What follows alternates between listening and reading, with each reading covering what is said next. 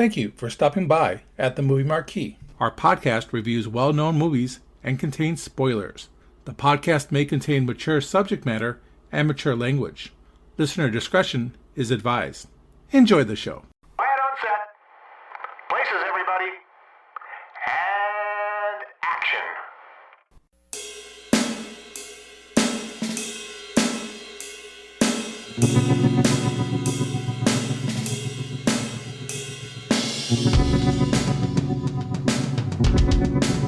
Welcome, everybody, to the Drive-In Double Feature. This week, we're doing a Cameron Crowe double feature. We're going to be discussing Almost Famous and Jerry Maguire. I'm, of course, Ted, and with me are my trusty sidekicks, Ken. I'm on drugs! Oh, boy. And Eric. I am a golden god. You are, Eric. You really are. So we're going to be discussing Almost Famous. Ken, do you have the particulars of Almost Famous? Well, yes, I do, Ted. So Almost Famous was directed by Cameron Crowe, produced by Cameron Crowe and Ian Price, written by Cameron Crowe, starring Billy Crudup, Frances McDormand, Kate Hudson, Jason Lee, Patrick Fugit, Anna Paquin, Fairuza Balk, Noah Taylor, and Philip Seymour Hoffman. Music by Nancy Wilson. This movie was released on September 8th of 2000 at the Toronto Film Festival. It was worldwide released on September 13th of 2000. The running time is 122 minutes. The budget, $60 million, but it only took in 47.4 at the box office. So does that make it not a financial success, Ken? Not initially, but we don't take into consideration Blu-rays, DVDs, maybe VCR back then. It's been 20 years, so maybe still VCR. Who knows? But not being a financial success, what did the critics have to say about it? So Rotten Tomatoes has this certified fresh. Tomato meter is at 89%, where the audience score is 92%. So people seem to like it. But the critics said, Peter Travis of Rolling Stone, a winner because Crowe dares to wear his heart on his sleeve. For this movie, at least, he's with the band. A 5 out of 5. Roger Ebert of the Sun-Times said, "Oh, what a lovely film. I was almost hugging myself while I watched it." He gave it 4 out of 4 and later on stated that it was a top 10 movie for the 2000s. Jay Carr of the Boston Globe stated, "Hollywood filmmaking at its best, brimming over with feeling, texture, spirit, and several kinds of keenness that transmute experience into big pop myth." John Anderson of Newsday stated, "The entire movie is as consequential as the Raspberries' greatest hits." Who are the Raspberries? Guess is as good as mine. Oh, the Raspberries are kind of a one-hit wonder band of the 1960s, and for the life of me, I can't think of the song, but I'm guessing that critic probably did not like the movie. Doesn't seem That's like very it. Interesting. There wasn't very many negative reviews on this movie, so this was one of 2 negative reviews I could find from strong critics. It's pretty rare to find Rotten Tomatoes having a certified fresh score as high and the audience score as high as they are. Right. So that's the mark of a great movie. I agree wholeheartedly. That's very interesting. So now on to our golden god and his plot summary. Okay, thanks, Ted. Well, the film is a semi-autobiographical, as Crowe himself was a teenage writer for Rolling Stone. It's based on his experiences touring with rock bands Poco, the Allman Brothers Band, Led Zeppelin, the Eagles, and Leonard Skinner. Wow, Those are some credentials right there, I'll tell you. So in 1969, child prodigy William Miller struggles to fit in. His life is further complicated after learning that his mother, Elaine, has falsely led him to believe he is 12 years old. William is actually 11, having started the first grade at 5 years old and skipping 5th grade. Elaine's strict ban on rock music that she fears have a negative effect on her children finally drives William's 18-year-old sister, Anita, to move to San Francisco and become a flight attendant. 4 years later, in 1973, William, now 15 years old, influenced by Anita's secret cachet of rock albums, aspires to be a rock journalist. writing freelance articles for underground papers in San Diego. Rock journalist Lester Bangs, impressed with William's writing, gives him a $35 assignment to review a Black Sabbath concert. William is barred from backstage until the opening band, Stillwater, arrives, and William flatters his way in. Lead guitarist Russell Hammond takes a liking to him and his new acquaintance, veteran groupie Penny Lane, who has taken William under her wing. Despite behaving as stereotypical groupies, Penny Lane insists she and her friends are what are called band-aids, a term she invented to describe female fans that are there more for the music than for the rock stars themselves. Rolling Stone editor Ben Fong Torres, believing William is older, hires him sight unseen to write an article about Stillwater and sends William on the road with the band. William interviews the members, but Russell repeatedly puts him off. Tensions between Russell and lead singer Jeff Beebe soon become evident. William is jokingly called the enemy by the band because he is a journalist, but all the same begins to lose his objectivity as he becomes part of their inner circle. The band's record company hires Dennis, a professional manager, to handle problems with venues and promoters. Penny has to leave before the band reaches New York, where Russell's girlfriend, Leslie, will join them. Penny and her 3 protege band-aids are gambled away to another band in a poker game. Penny acts nonchalant but is devastated. Meanwhile, Dennis charters a small plane so the band can play more gigs. Penny shows up uninvited at the New York restaurant where the band is celebrating the news that they are to be featured on the cover of Rolling Stone magazine. Penny is asked to leave after Leslie notices her attempts to get Russell's attention. William chases her to her hotel where he saves her from overdosing on Quaaludes. While flying to another gig the following day, the band's plane encounters severe weather. Believing the plane will crash, everyone confesses their secrets to all aboard. The plane lands safely in Tupelo, leaving everyone to ponder the changed atmosphere. William arrives at Rolling Stone office in San Francisco, but has difficulty finishing the article. Seeking help, he calls Lester Bangs, who tells him he got caught up in being part of the band. He says his perceived friendships with them are not real and advises him to be honest and unmerciful. Rolling Stone's editors rave over Williams' completed article, but when the magazine fact-checker calls the band, Russell lies to protect Stillwater's image and claims 90% of the article is false. Rolling Stone kills the article, crushing William. Anita encounters a dejected William in the airport and offers to take him anywhere he wants. He chooses for them to go home to San Diego. Groupie Sapphire chastises Russell for betraying William. Russell calls Penny at her home and wants to meet with her, but she tricks him by giving him William's address. He arrives and finds himself face-to-face with William's mother, who scolds him for his behavior. Russell apologizes to William and finally gives him an interview. Russell has verified Williams' article to Rolling Stone, which runs it as a cover story. And that is the basic plot of Almost Famous.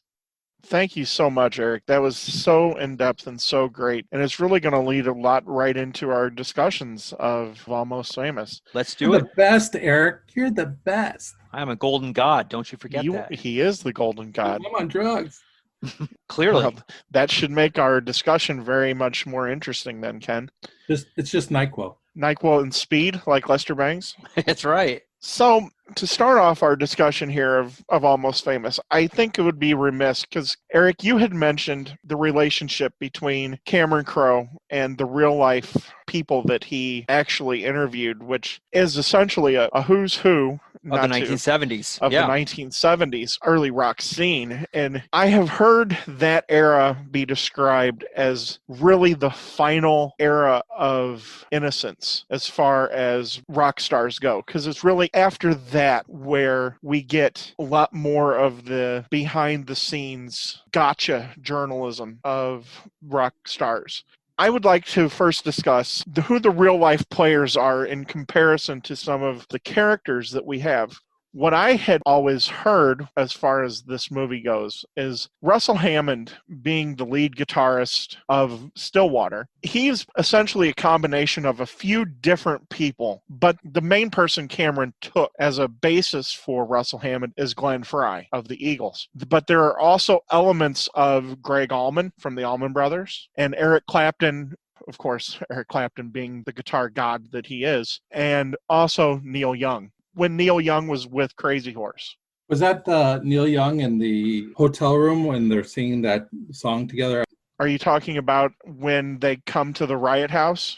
The Yes. Continental Hyatt House. Yes. Actually, the song that they're singing, that Jason Lee's Jeff Beebe and everybody's singing, is Todd Rundgren. Right, but before they get there, he stops to see a couple singing together, and Penny Lane has to drag him away because he's so into what they're singing. That is a very good possibility, because Neil Young was known to hang around at the Continental Hyatt House, so it wouldn't surprise me if that was supposed to be Neil Young. Cool. And of course, Stillwater is loosely based off of Leonard Skinner, the Eagles, Led Zeppelin, and the Allman Brothers, and a band called Poco, which is quite interesting. It's amazing Cameron spent... that you talk about that, because towards the end of the movie, when they're playing that poker game for the Band-Aids, those are the bands represented by the managers that you were just talking about. Correct. And of course, at that poker game is the tour manager for the Eagles, which was played by Mitch Hedberg. And then you had, of course, Red Dog, who is the legendary tour manager for the Allman Brothers. And we also had Peter Frampton making his appearance there as the tour manager of Humble Pie. And a funny thing about that particular scene where they're playing the poker, where you put the card on your head. It's called Indian poker, isn't it? It was called Indian poker. Yeah. But when Cameron was trying to remember, because this is true, so he contacted Glenn Frey because they were such good friends. And he asked him what the poker was that they played when they were on tour. And it's actually, they called it Eagle Poker. They called it Eagle Poker because it was poker that you could play under any substance. So technically, they're playing Eagle Poker. I think I might have heard about Eagle Poker on that Eagles documentary. It's very possible. And of course, and then we go on to Penny Lane. Penny Lane is a combination here again. Cameron took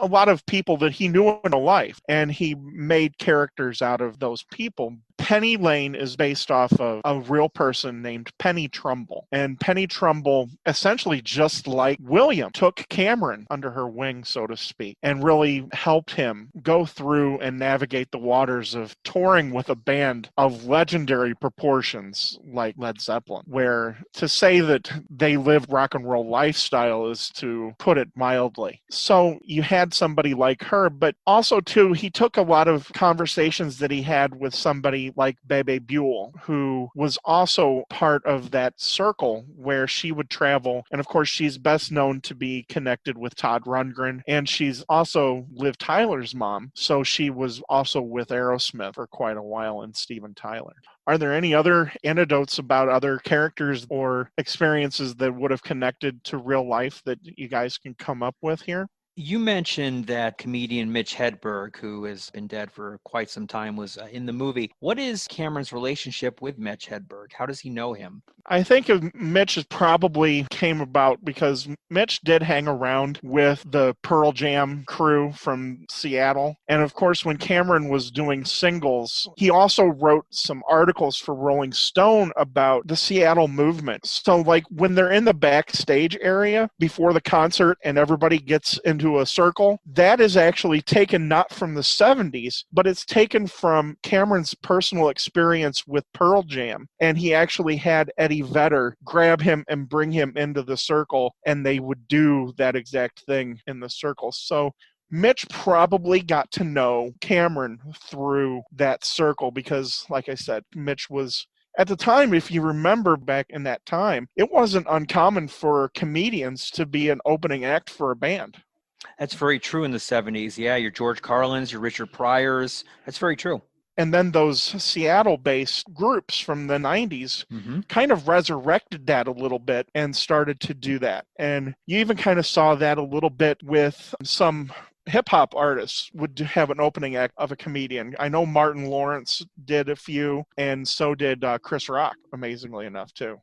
So I was thinking about talking about Peter Frampton and how he influenced this movie, as he was their teacher on how to play the guitar, at least for Russell's character. We were talking earlier about how this is molded into Glenn Frey and Eric Clapton, but with the guitar playing itself, Peter Frampton, who I believe also makes a cameo in this film, kind of looks like Elton John. I don't know if he was trying to look like Elton John or if he was trying to look like Peter Frampton. But he's actually Humble Pie's tour manager, and you meet him twice. You meet him first. Penny and William first go to the Continental Hyatt House. Right. He's in the lobby, and then when they're playing Eagle Poker in that pivotal scene where Penny is then bet, essentially. Well, how about having a rock god like Peter Frampton, who up until a couple of years ago had the best-selling rock album of all time with Frampton Comes Alive, being your guitar mentor and teacher and teaching a band how to look and feel the part. I mean, that's incredible in itself. For sure.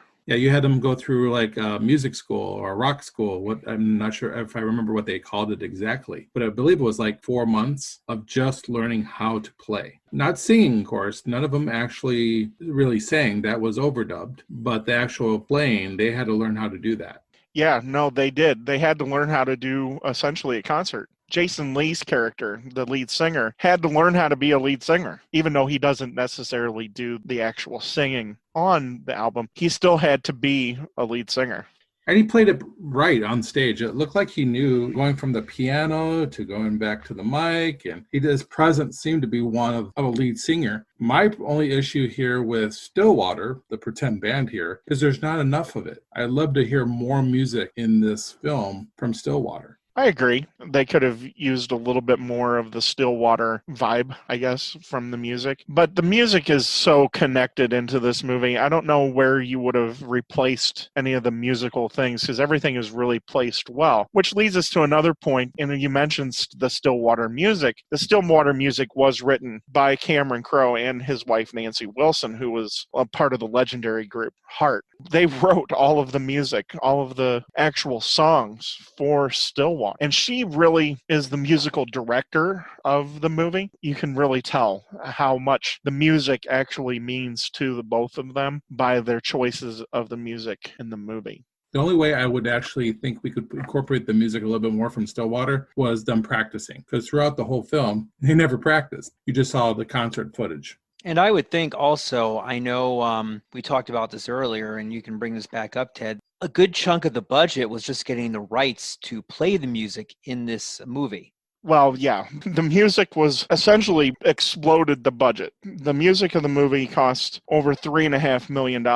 And part of that is because, too, they have 4 songs by Led Zeppelin. Led Zeppelin, at the time this movie was made, they adamantly refused to allow their music to be put into movies. Just straight up refused. It took someone like Cameron, who they knew, to come and get them to open up. I want to say that I had read that the first Zeppelin song not used are used outside of The Song Remains the Same, their epic music movie, was when Cameron used, I believe was Dazed and Confused in Fast Times at Ridgemont High. That was one of the first times. So Plant and Page were infamously guarded about letting them use their music. But on the other hand, whereas they were so guarded, somebody like Elton John then sent Cameron a master copy of Tiny Dancer, so he could cut it however he wanted into that infamous scene in the tour bus. It's interesting to see the dynamics of 2 different sides of the coin where,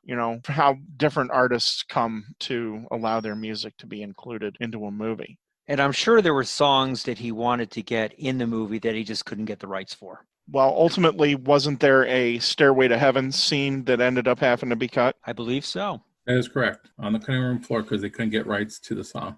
And it's funny because Page and Plant allowed them 4 songs, but wouldn't allow them, in some people's opinion, their greatest song. Not their my most notable song. Clearly. Not my personal opinion there, but right. A lot of people will immediately connect. Now, Eric, you're more like me, a Led Zeppelin fan. Yes. Was it me, or did John Fedovich's character of Ed Valancourt, the drummer, didn't he look and resemble a lot like John Bonham? He did, and actually he is a real drummer. He did not have any training for this. Him and the bassist, I believe, were both real artists. But yes, he did have that John Bonham look with the hair. If you put the bandana around his head, definitely had the look of a John Bonham. Okay, it wasn't just me then, because that every time I watch the movie, and I've seen the movie a lot, every time I always think, man, he looks just like Bonzo.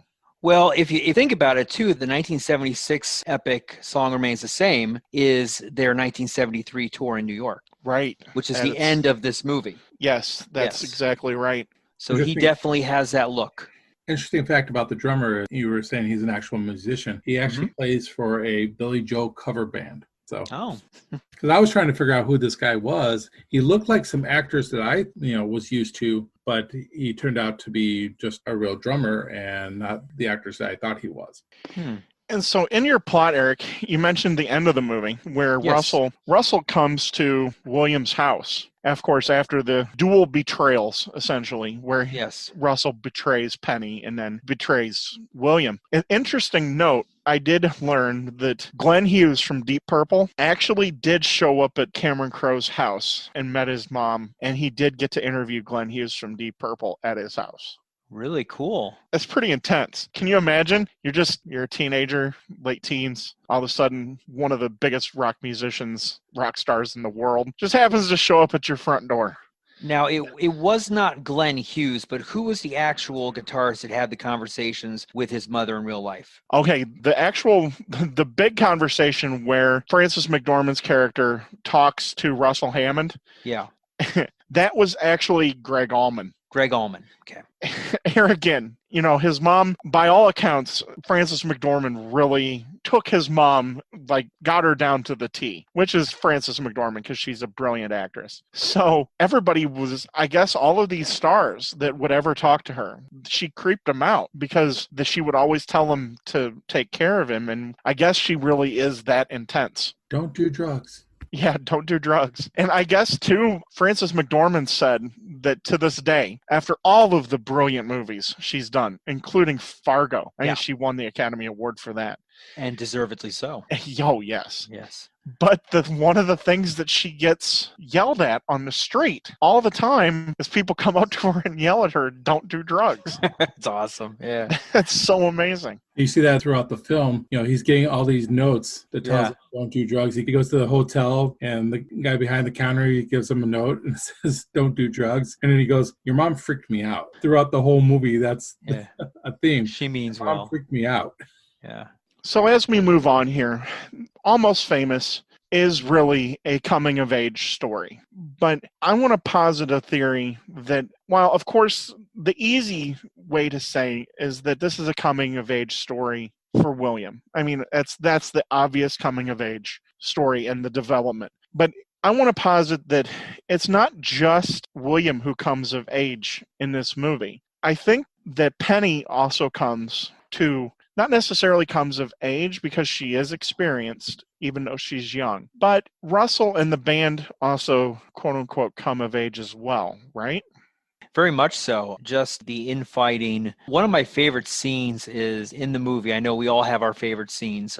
One of my favorite scenes is when the T-shirts are delivered. And it shows Russell as the main person on the T-shirt and everyone else is out of focus. And then immediately after the shirts appear, Russell stands up and pretty much says, okay, let's just get this over with now. And they go into their, everything is bottled up, and they just go at it.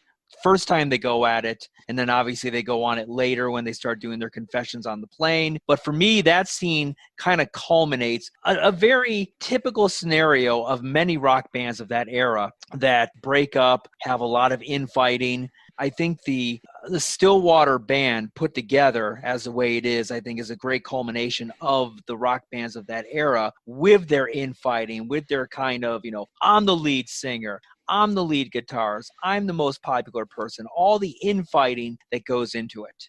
You know what, I think if we go to the plane situation where they're all confessing all the bad things that they've done, I get a sense, though, after that's all said and done, that the band itself maybe did not grow up. Maybe Russell did, but I feel like Jeff Beebe's character probably did not, because we look at later on, they're talking about the review of Rolling Stone. He says, they're making us look like amateurs. I feel like he's still that same person. So No, they grew up. The last scene, what is it? We're No Planes Tour 1974, whatever that is. They show that last scene where they're on stage and Russell walks up to Jeff and just gives him a big kind of hug and a kiss. And you can see they're happy and they're playing together in unison. So I think they did grow up, and I think they worked out their differences, at least for that time in 1974.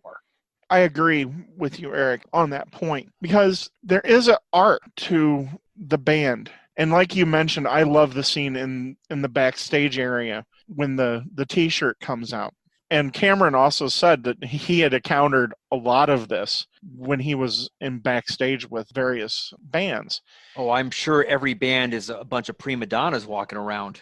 Well, you can only imagine being in a group like the Allman Brothers Sure. with all of those brilliant artists. But the center is always on Greg before the unfortunate passing of Dwayne and Dickie Betts. Those three, when you think of the Allman Brothers band, those are the three that you think of. And so that dynamic, you can only imagine the tension that existed back then. But also, too, you take a look at Neil Young and Crazy Horse. Neil Young is Neil Young, but Crazy Horse ended up being his backup band. And isn't that at the very beginning of where Stillwater's at? Isn't that kind of where Neil Young and Crazy Horse were? Where Neil Young was so much far ahead of everybody he was with in Crazy Horse. Well, William says that during a discussion. He says how far along he is than everybody else in the band. Right. So he's almost saying that he's carrying them. And the only reason why he's doing that is because they've been with him for so long and sounds like they're childhood friends or something like that. Right. I love the story arc of the band. And I think that it can be overlooked, of course, by the awesome arc of William being, of course, the main character, essentially. But Penny also comes to a lot of realizations as well in the movie. And I think she comes to a lot of them even before her almost overdose at the Plaza Hotel in New York, where she realizes that time is fleeting here. And she realizes that fairy tale isn't necessarily real. So that's where because essentially she's living a fairy tale. It doesn't happen very often where you get caught up into that rock star life and you end up living it. But she's so versatile that even at the end when she does cash in all of her tickets and she goes to Morocco, she and William had said that they were going to do. So she still does kind of live that vicarious life, but she seems like she's more down to earth. Well, so she's going to Morocco on her own terms. This has nothing to do with any of the rock bands. It has nothing to do with Russell. I mean, obviously, she had fallen in love with Russell. Russell couldn't commit, and it culminated in her overdose, if you will. And I think the realization came to her at that point where this is real life. This isn't a fairy tale. And she moves back home to San Diego. You can see when Russell calls her, she's in a very suburban setting, in a kitchen, surrounded by nothing as she had in the past, where she's living in hotel rooms and living with on the road. She is back in suburban San Diego in a kitchen. Looks like she's got her life together. Right. One thing I would say about this is the Penny character actually earlier on the film says that Russell is her last project. He could be great. So I think Penny's already seen the end of the road. I don't think she doesn't think that she's going to fall in love, and she does. And that complicates everything. That's why she has the breakdown. She doesn't expect to fall in love with Russell. She figures this will be it, and she will go on to her regular life. But falling in love with Russell just wasn't the plan. I agree. I really do. So that kind of leads us out of the whole coming of age discussion. I think we've established that there's more than just one really good arc there for the characters. So let's go into what we've called the good, the bad, and the ugly. Ken, do you want to start off with some good, the bad, and the ugly? Just love Kate Hudson in this movie. Every time I've seen it, I fall in love with Penny Lane each and every time. I just love her presence. Whenever she's in a scene, you're happy she's in the scene. When she's not there, you're like, bring her back. This is a high point of Kate Hudson's career. And after this, I don't see Kate Hudson the same way. But it's funny because I watched a couple of interviews with Kate Hudson recently. She was talking about the Penny character, and I was like focused on Kate Hudson again. I had not been focused on Kate Hudson since Almost Famous, but when she talks about the Penny character, I'm intrigued. Kate Hudson to me is the high point of this movie. I'm surprised she did not win the Academy Award for Best Actress, Best Supporting Actress. I agree. She's just a captivating actress and a captivating character as well. You're right. You can't take your eyes off her. And she brings an energy, like you said, to every scene that she has. And actually, I'm going to kind of piggyback off of your mentioning of Kate Hudson. One of the scenes that I really wanted to touch on that really shows that there's an innocence still to her is where she's dancing by herself after the concert in Cleveland. And then the beautiful song by Cat Stevens, The Wind, is playing as she dances. That to me is one of the most beautiful scenes, not only in the movie, but in a lot of movies.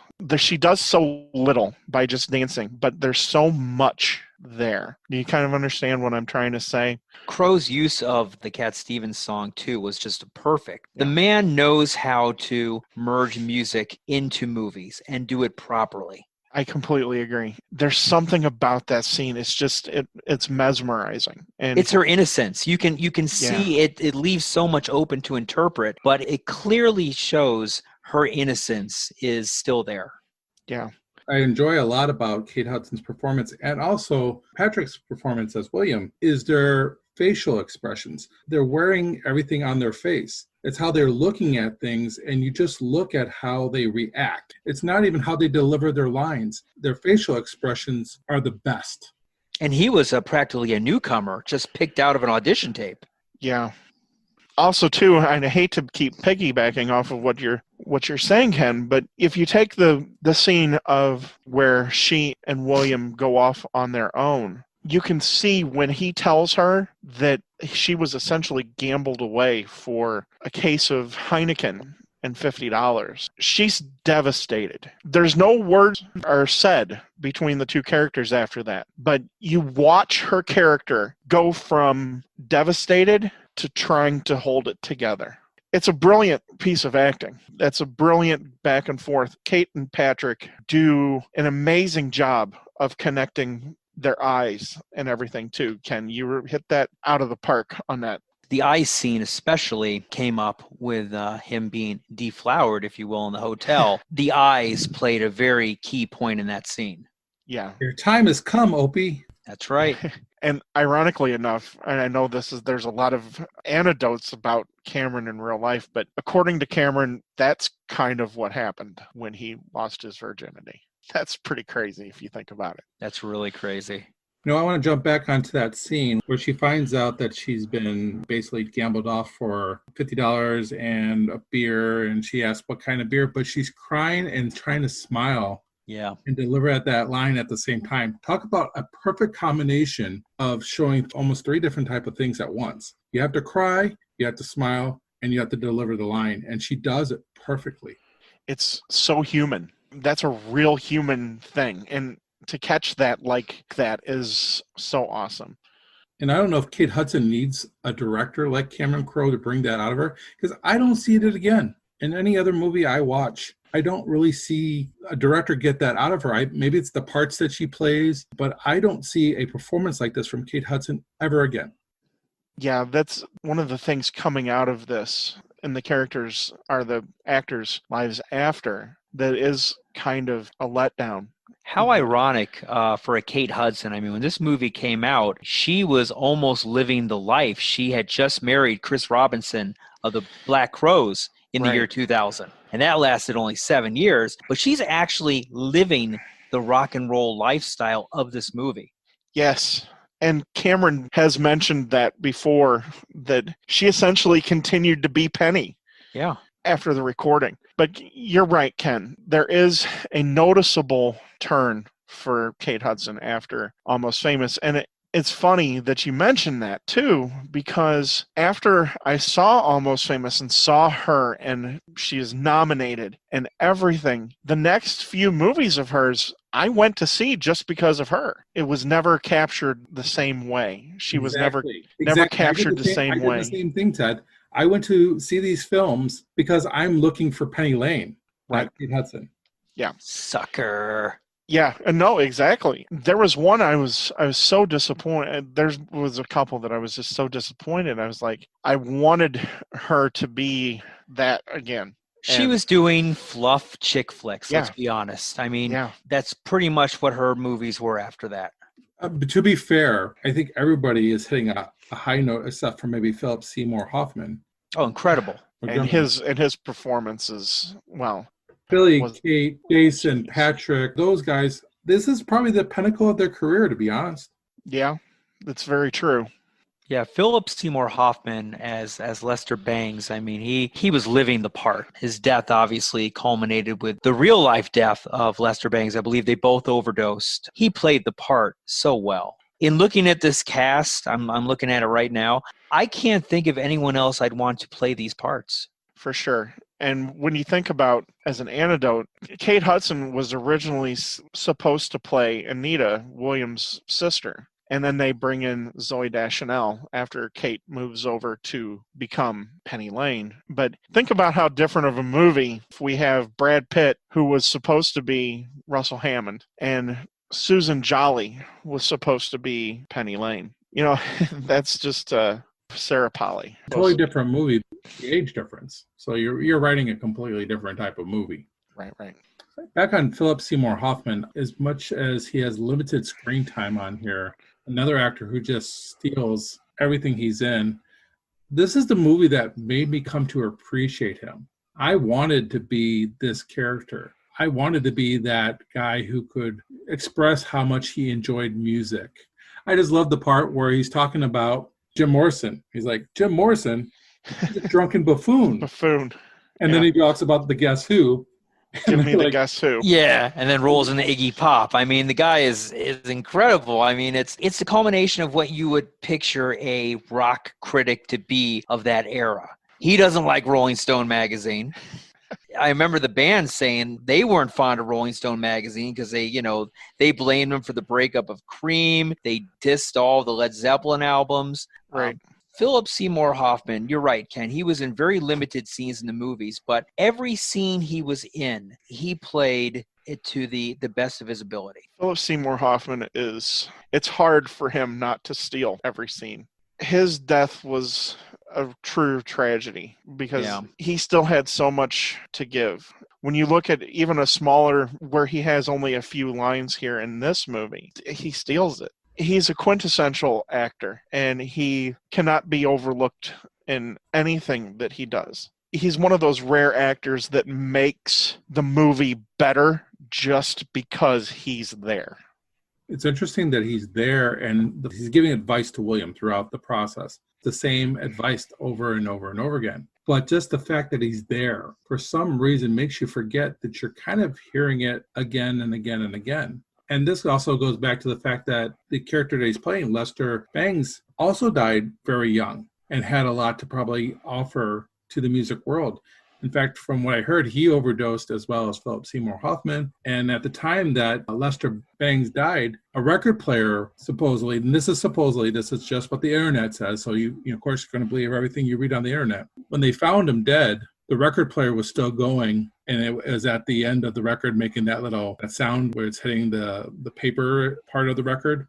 Yeah. It just makes me think how this man was so involved in music, how much he loved music. And you see that in the movie, you see it with his character, you see it with William's character, and you could see a brother type of relationship here between the two, passing on knowledge, but they both had the same love for music, it seems. Right. And Cameron has mentioned that numerous times that they really did have that mentor-mentee relationship in real life. And you can tell the affection that Cameron still has for Lester Bangs and how he's portrayed in the movie. So was there anything that you could actually say that was a bad or ugly, Ken, about the movie? Wouldn't say bad, but the one thing that bothered me was the silent drummer. And I don't mind him having one line in the movie, basically. But the one line is, they're about ready to die, and he basically says, I'm gay. And it's played a comic relief, in my opinion, because everybody is shocked that he's basically saying this. I don't know if they're shocked that he's talking or that he's gay, but it kind of bothered me a little bit, and maybe it's the day and age that we live in right now, that's what he had to say when life was on the line and how everybody reacted to it. I agree, Ken. It kind of made it that it was something consequential like that ended up being almost comedy or quasi-comedy. It would have been different had he had more of a speaking role. Something serious like that wouldn't have come off necessarily as comedy. Did the bassist ever talk? Very little as well. Okay. Yeah. And I felt that he didn't have enough to do here as well with the Jeff Beebe. At first, it seemed like they were going to dive into him a little bit. but we kind of lose him after he gives his speech on rock and roll music to William. Once that's done, you get bits, pieces here and there, but I would like to know more about Jeff, and I want to know why Jeff is the way he is. We talked about it earlier that you think that the band is made up and they're good to go the rest of the way, but his personality to me suggests that he's about him and how he looks, even though he says that he speaks for the band. You see him running away, I'm just the lead singer, as the bus pulls away. He clearly was. Yes, I agree. At first, he was clearly, I'm the front man. I'm the voice of the band. I'm the one that everyone sees. What did he say? I'm the one that I'm the one that stirs up the audience. I'm the one I get people off. I get people and off. You can print that. Yeah. Did you notice, though, in one of the scenes, he had a shirt of his own band, the Jeff Beebe band? He did. Yeah. Yes. Jason Lee's awesome. He is. I know in the future, we'll get to talk about Jason Lee a lot more in future episodes that we're going to be discussing him in. But Jason Lee is awesome as Jeff Beebe. Yes, he really is. And it's even the subtle things too, like after the plane scene and they're walking through the tunnel in the Tupelo airport. Just a little thing like he pounds on the wall. Yeah, a couple times. It's just something that's so cool. And I think Jason Lee's cool. So I understand what you're saying, Ken, but Jeff Beebe's arrogance, that is a lead singer. And he is a lead singer. They all have that ego. When he says, I get people off, you ask a lead singer, that's how they feel. Think about the arrogance of a rock band, one that he did work with, the Eagles. Ken, you can relate to that. I mean, come on, that Don Henley, Glenn Frey feud of I am the Eagles. Exactly. But I think there's a different dynamic in this situation because, well, you have Russell's character that says that he is above and beyond everybody else. So I would have loved to have seen a little bit more of that friction, that relationship. Later on, you see them smiling at the end and they're all happy. Right. I needed to see some of that earlier because Jason Lee's character basically Jeff's character says he hates him, he never loved him, never cared for him. I kind of wanted to see that relationship type of deal, like the Lennon-McCartney. I wanted to see kind of more of that relationship because they came up together. So there should have been some type of loving aspect maybe to a certain extent. And I would have loved to have seen a little bit more. Yeah, I mean, then you'd be pushing like 2.5, 3 hours. But, this movie, when you say that, Ken, the one thing I was thinking about is I could feasibly see an Almost Famous 2, a sequel.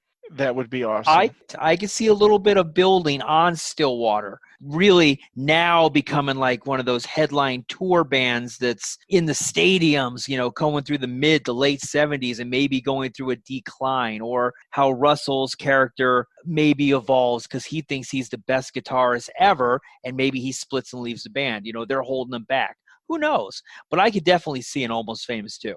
I could not actually see an Almost Famous 2 because the way this movie is, for what it is, almost perfect. Oh, it is. If you change the ending a little bit to kind of fuse it, a sequel, you could kind of fuse it in there. But no, I agree. Leading into that, negatives, I can't find really anything negative about this movie. I've watched it several times recently. And I've watched it in the past probably half a dozen times. I never saw it in the theater. I saw it probably on video, probably 10, 12 years ago. I rented it. I remember renting it. And I went, oh, yeah, this is a pretty good movie, man. I like the music. Acting's good. But the more you see it, the more you appreciate it. And there's nothing I would change about this movie. There's some scenes I would eliminate. Graduation scene, really not needed. I mean, it's such a small scene, though. Yeah, I mean, there's just scenes here and there that are just... Ken, I don't mean to interrupt, but I just want to say something because the graduation scene is intercut when William is professing his love for the overdosing Penny Lane. Now, normally I would say that scene isn't needed, but when it's intercut with him in the Plaza Hotel room, doesn't that kind of show that William's character has graduated and has gotten a lesson in life that could possibly be a little more valuable than what he would have learned in school? Don't do drugs. No. He says he's not going to miss a test. I don't see where he's going back to school, where he's finishing off the school year. Is he already graduated? I'm kind of confused a little bit at this point when they show the graduation scene. To me, he's never gone back to finish up. They do say that his graduation is pending. Yes. That's when they denounce his name. And everybody knows that eventually when he gets back, he's going to finish. There's no way his mom's not going to let him finish. Do they announce things like that at graduations pending? I mean, if you they never did at mine, but I also graduated like 25 years after this movie should have taken place. So maybe back then they would have if somebody wasn't there. I don't know. It just seems to me that there's a dynamic there between the way that it's cut. He's getting an education that's different than that. You know what I mean? I like the counter between the two. But normally I would say if that scene stood on its own, yeah, it could possibly.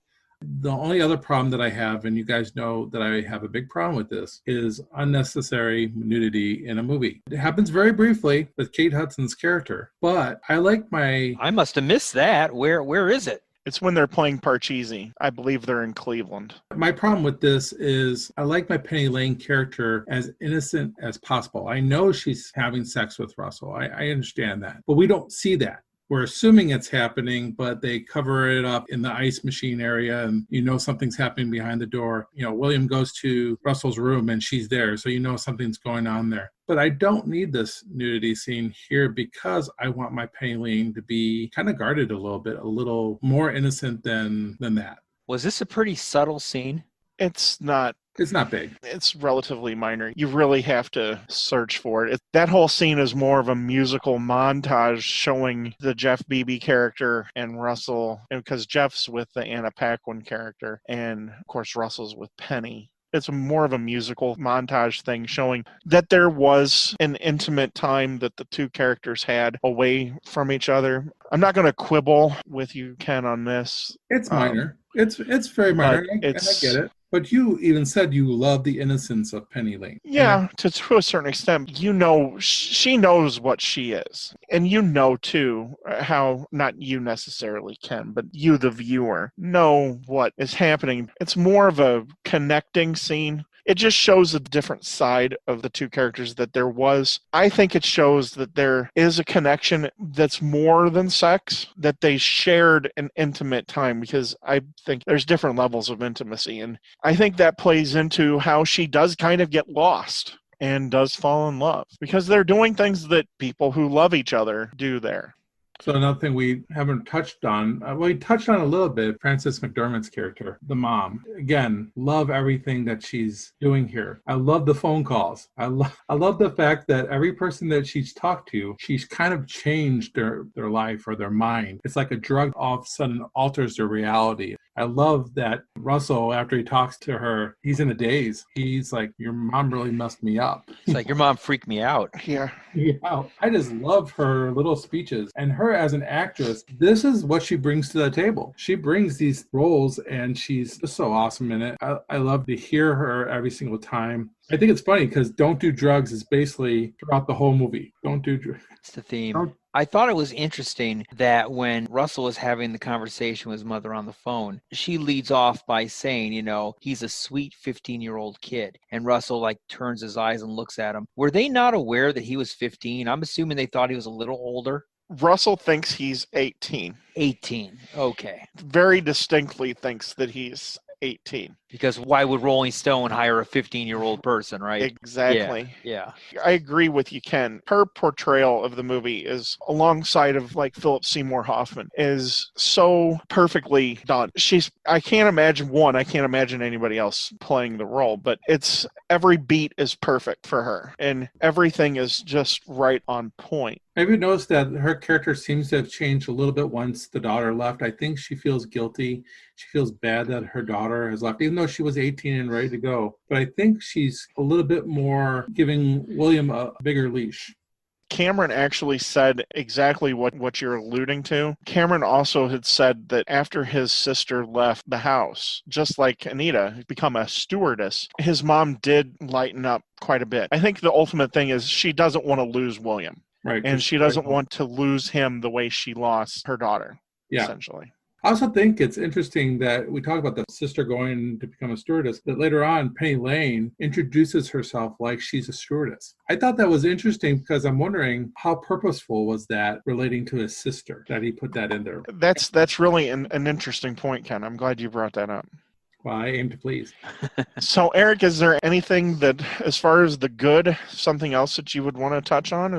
I mean, with Cameron Crowe movies, I think the pivotal and the critical point is the music. And I think the music that he used, the choice of music, how it was portrayed and played out in the scene was beautiful. I think we can all agree one of our favorite scenes is the bus scene where they're all singing Tiny Dancer. Yeah, in the chance of becoming cliche and saying something's beautiful, I think that scene is beautiful. It's one of those things that you can tell the tension is so there because Russell has left and run off to find real people in Topeka. Right. I'm on drugs. Right. And so he's brought back into the fold. But through this song, they all find that together they're better, if you kind of understand what I'm saying. Yeah. And the very end of that scene, of course, everybody's singing. It's an iconic part of that scene. But at the very end, Kate Hudson and Patrick Fugit look at each other. And this goes back to Ken, how they do with their eyes. And he says, I have to go home. And she looks at him and she says, you are home.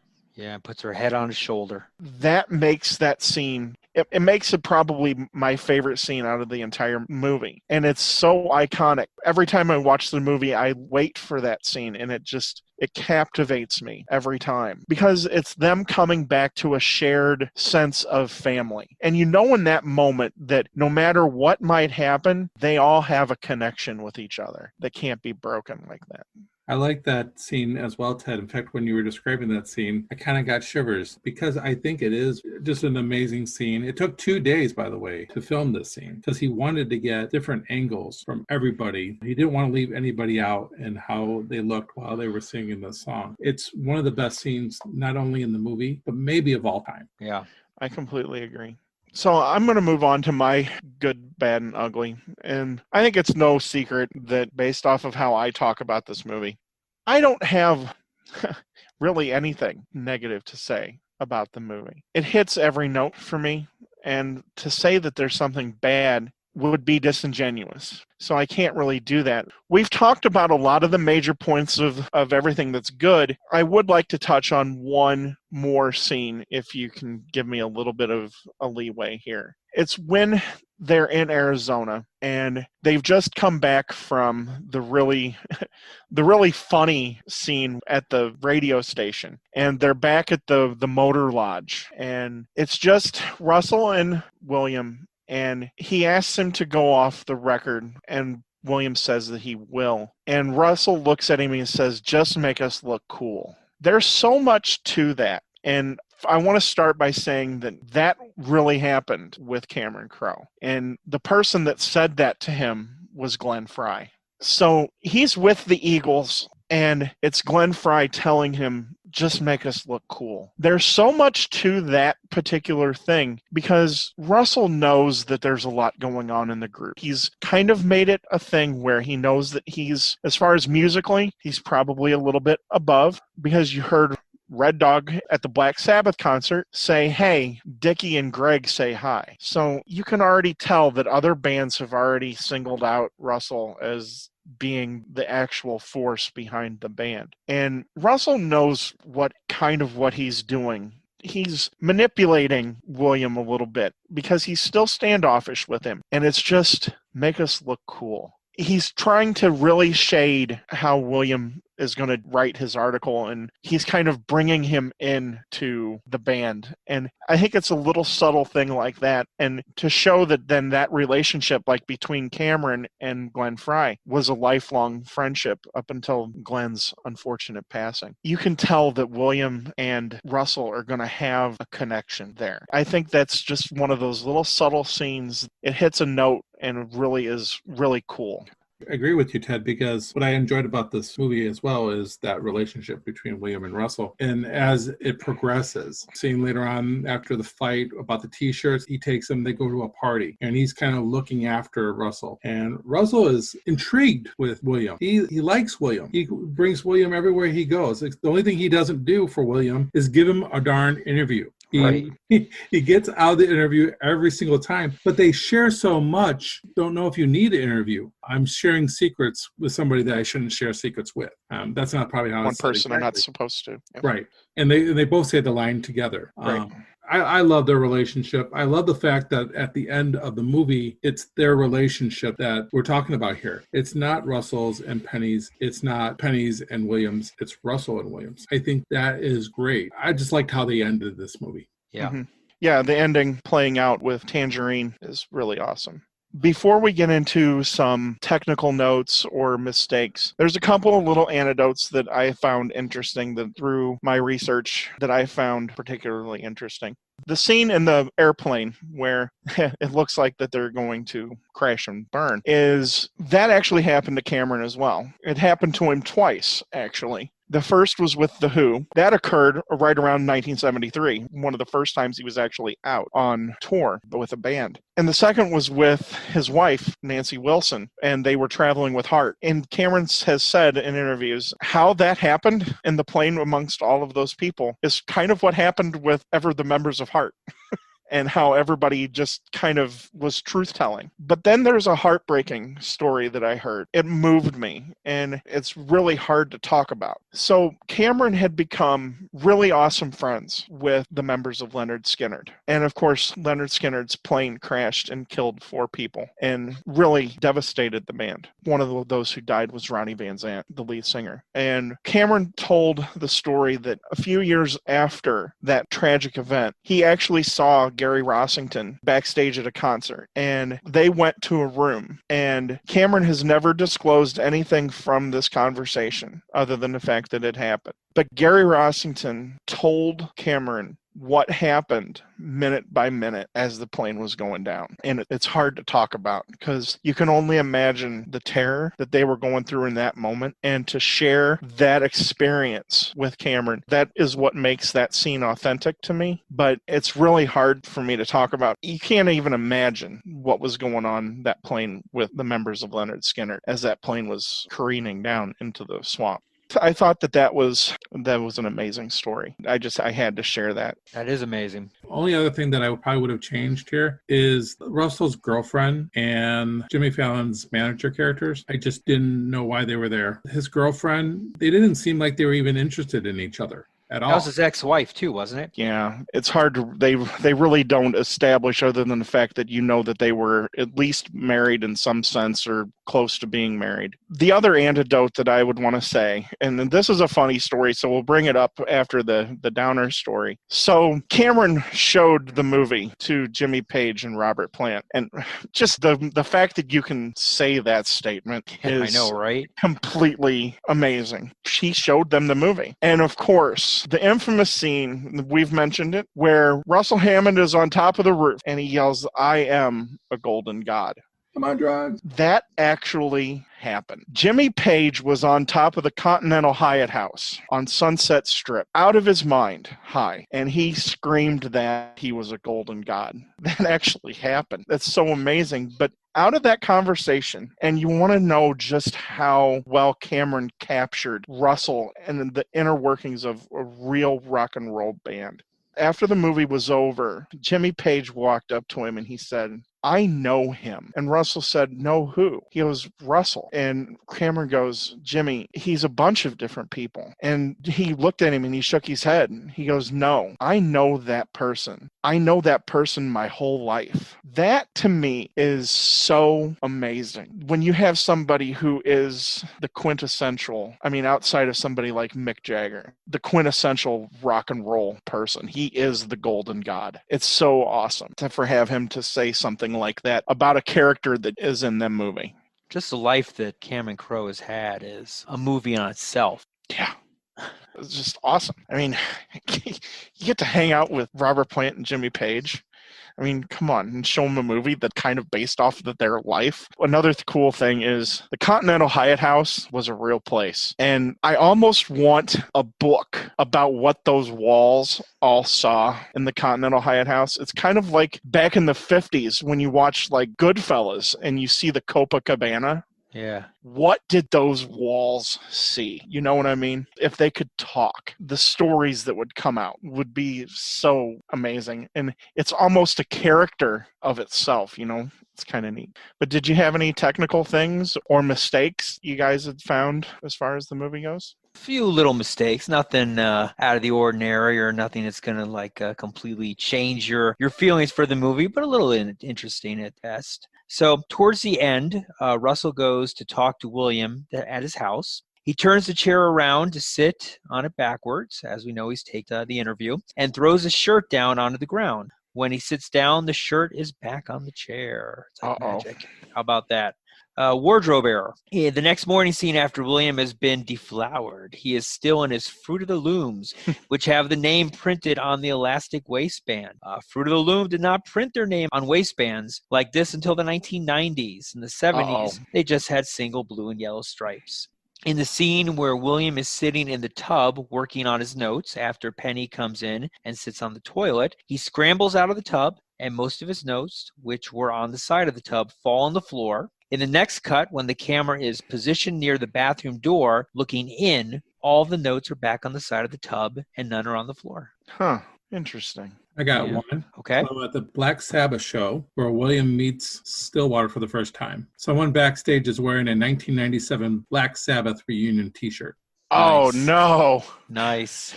I actually remember that when they got back together in 97. That's pretty interesting. I think that's going to kind of wrap up a lot of our opinion of the movie. Eric, you want to go first? Sure, why not? I love the movie. I think it's one of my top 20 movies of all time. It's that good. I give it a 5 out of 5. I wouldn't change a thing. I love it. I recommend it to anyone who is a rock and roll fan, especially of the 1970s genre music. Just a great movie. I can't find anything wrong with it. A+ all the way. And I'm a little bit of a harder grader, so I'm giving it a B+. But I adore this film. I love the characters. I said this earlier. I want to be William. I want to be Mr. Banks. I want to be these guys because I think they're cool. They're uncool, but they're cool. And I've just really enjoyed how much I felt like I could be sitting there and be these characters. I just love how Cameron Crowe puts you into the driver's seat of these characters. It makes you feel them. Like what I earlier said about Roger Ebert's review, we want to just give this movie a big warm hug because this is something that it reminds you of your youth when you get older and it reminds you of your dreams when you're younger. It's just a great movie. Well, those are their grades. I'll give my grade now. My grade, of course, is going to be an A+.